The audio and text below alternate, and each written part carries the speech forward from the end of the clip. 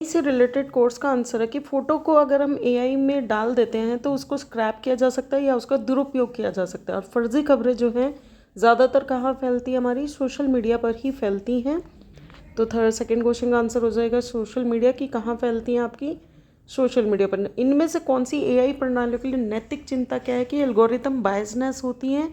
Algorithm जो बनाते हैं वो ऑब्वियसली ह्यूमन बीइंग है तो उसको बायसनेस कर सकता है। लोगों के लिए एआई से चलने वाली सबसे ज़रूरी रक्षा की प्राथमिकता क्या है कि उसको जागरूकता होनी चाहिए और उसको सावधानी से डिजिटल व्यवहार करना होना चाहिए। हाल के सालों में भारत में साइबर जोखिम क्यों बढ़ गया है, क्योंकि जो बड़े पैमाने पर डिजिटल लेन देन जो होना लगा है आजकल, हम पेटीएम, ऑनलाइन, गूगल पे ये सब करने लगे हैं। और आपकी जो सोशल मीडिया में इमेज स्कैपिंग का मतलब क्या है कि उसकी आपकी सहमति के बिना जो है आपकी बायोमेट्रिक जो प्रोफाइलिंग है उसको कैप्चर करा जा सकता है। आपको ऑनलाइन क्या कभी साझा नहीं करना चाहिए, अपना ओटीपी कभी भी नहीं देना चाहिए। ये सबको अपनी एड्स वगैरह को देख के आजकल सबको पता है कि ओटीपी जो है वो किसी भी अननोन व्यक्ति को नहीं देना चाहिए। भारत में सहमति आधारित डिजिटल व्यक्ति क्या क्या होता है, तो उसके लिए जो कौन सा एक्ट है वो है digital personal data protection act 2023। Deep fake से करने के लिए कार्रवाई क्या है, संदिग्ध सामग्री की जो है आप रिपोर्ट करें और आधिकारिक स्रोतों से सत्यापन करें। कौन सा कानून एआई प्रणालियों में डेट के है आपका केंद्रित, वो है आपका डेटा संरक्षण कानून जो आपका है। कौन सा सिद्धांत ये सुनिश्चित करता है कि एआई के निर्णय को समझे और समझाया जा सके, वो है आपका ट्रांसपेरेंसी। ट्रांसपेरेंसी की वजह से ही आप समझा सकते हैं।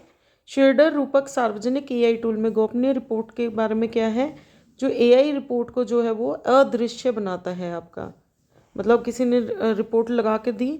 डीप फेक में मुख्यतः क्या है, एआई द्वारा नकली ऑडियो या वीडियो बनाने से रिलेशन में है ये डीप फेक।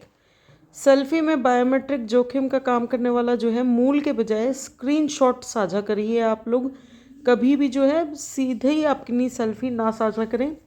कौन सा रोज़मर्रा का उदाहरण येलो जोन को दर्शाता है, वो है अपनी गोपनीय रिपोर्ट को सार्वजनिक करना एआई उपकरणों में या तो चिपकाना किसी चीज़ को, जैसे आजकल हम लोगों ने वो फ़ोटोज़ चेंज करनी शुरू की थी। ये जो एआई से होने वाले फिशिंग हमले से में कोशिश सबसे ज़्यादा खतरनाक क्यों होती है, क्योंकि ज़्यादा व्यक्तिगत चीज़ों को वो करता है। एआई आधारित क्रेडिट स्कोरिंग गोपनीयता जो है ये व्यवहारिक डाटा के आधार पर प्रोफाइलिंग करती है कि क्या आपकी लाइकिंग है, क्या आपकी डिसलाइकिंग है। धारा 658 जो है वो इलेक्ट्रॉनिक और साक्ष्य की स्वीकार्यता से संबंधित है आपकी। पारंपरिक साइबर अपराधों की तुलना में जो एआई है वो क्या कहता है, क्योंकि ये सब चालन पैमाना बड़े करने और व्यक्तिकरण को सक्षम बनाता है, तो इसमें पारंपरिक में वो खुद करते थे। ऑनलाइन धोखाधड़ी का उदाहरण है आपका अनजेवियों को ओटीपी भेजा, अजनबियों को, आप किसी को भी अजनबी को ओटीपी भेज देते हैं। तो एआई में पक्षपात मुख्य रूप से अपूर्ण या पक्षपाती प्रशिक्षण डेटा की वजह से होता है, क्योंकि अगर जिसने बनाया उसने ही बायस डाटा डाला है तो बायस रिजल्ट ही देगा। किस उपकरण की सहायता से ये पता चल जाता है कि ये चित्र इंटरनेट पर कहीं और उपयोग किया गया है, तो वो है आपका रिवर्स इमेज सर्च। उस इमेज को उल्टा करके सर्च कर सकते हैं। यदि आपको अपने 10,000 जीते वाला अनजान लिंक मिले तो क्या करें, अनदेखा कर दें और या फिर पहले उसकी सत्यापित करें कि कहीं सच में तो नहीं है। एआई किसी की डैश कॉपी करके नकली कॉल कर सकता है, आपकी आवाज़ वो बिल्कुल कॉपी कर सकता है और कॉल करके ऐसा लगेगा कि आप ही बोल रहे हैं।